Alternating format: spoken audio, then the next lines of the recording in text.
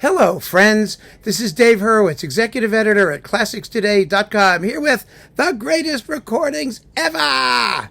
And today we're talking about Shostakovich's Symphony No. 6, since we just did Lady Macbeth of Mtsensk. I've been in a Shostakovich kick lately. I have to tell you, I love this symphony. I actually like it better than the fifth. I just adore it. Everything about it. Its weird structure, its melodic content, its brilliant orchestration. It's an amazing piece. And it's rather pithy. It lasts about half an hour with this enormous adagio opening that lasts like 18 minutes, and then two quick movements, a scherzo and a finale. And not the least of the wonderful things about this symphony is the many ways you can do it. Now, I played this symphony a couple of times. I mean, I actually played the Celesta part. Ooh, boy, along with the tam-tam and the other usual, noise-making devices. But the Celesta part is only a trill between two notes. It's just like this for like a minute or two.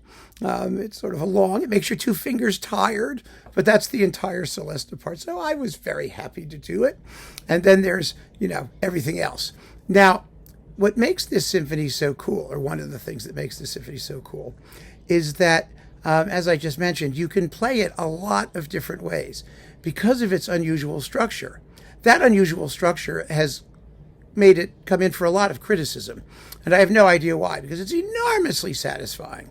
It really is. But slow, fast is odd. Granted, it's odd. But you can do it a number of ways. The slow movement is slow. It depends on how slow, but it's slow. 16 to 18 minutes. Then you have the scherzo. Now, the scherzo can be played really, really fast or a little bit more sort of clunky and Mahlerian Landler-like, which is how Bernstein does it. And it works fabulously well, by the way. And then the finale. Because you got two fast movements in a row, what do you do? Do you play the finale faster than the scherzo? Do you play it slower than the scherzo? Do you make contrast between them? Or do you treat them as something similar in tempo that sort of counterbalances the very long first movement? All of those options are legitimate. And their success depends on the conviction behind the actual performance. Of course, naturally, the piece is also, by the way, thematically unified in a very, very interesting way. I mean, I can tell you what it is. The very opening, da da da da, those four notes.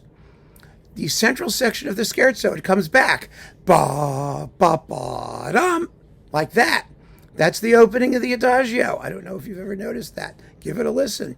And then there's that second subject. It's just a simple march rhythm, da da da. Da, da, da, da. That's the finale. Da-da-dum, ba-da-dum, ba-da-dum, bum-bum. Da-da-da-da-da-dum. Speed it up.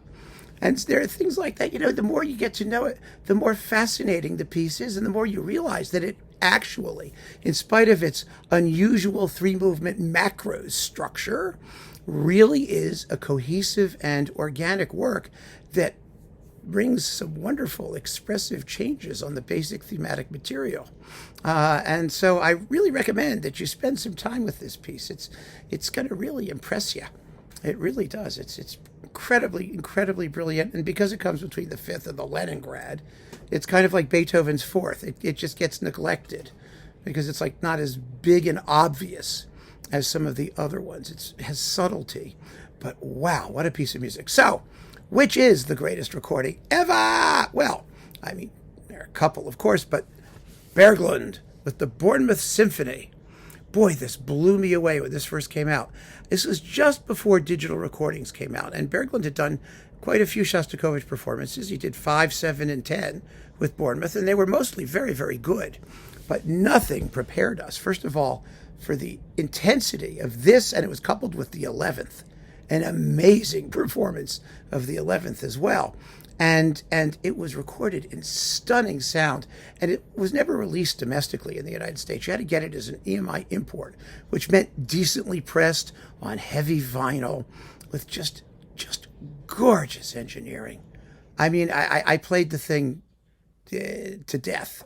I had to have multiple copies of the LPs, and I got multiple copies of the CDs too, because it was issued a couple different ways on CD.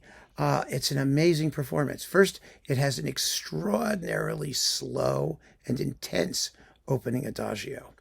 And the Bournemouth Symphony plays phenomenally well. I mean, Berglund was a real orchestra trainer, and toward the end of his tenure there, he had them playing at such a high level that nobody credited at all. I mean, he did some amazing recordings in Bournemouth, and not just that first Sibelius cycle with Kullervo. I mean, there was more there, quite a bit more. An amazing Vaughan Williams Fourth, just extraordinary stuff. And then he took the scherzo, that central movement, faster than anybody in the universe. It's like double the time of Bernstein's. Yeah, it just flies. And that means that the finale, which is also quite swift, it's like a presto or something like that, is also quite quick, but not quite as zany as the scherzo. And so it acquires a bit of extra weight and is a satisfying ending a finale, ending to the whole symphony, even though it ends with circus music. But, what the hell? It's just an amazing performance of an amazing work. One that I hope will you'll give it the opportunity to really make its full impression. Well, this is a performance. This is the big Berglund box. You might still be able to get it separately or download it or stream it or whatever, but just do. And sit down and give it some love, because it will return your affection many times over. I guarantee it. Keep on listening, friends. Thanks for joining me. Take care.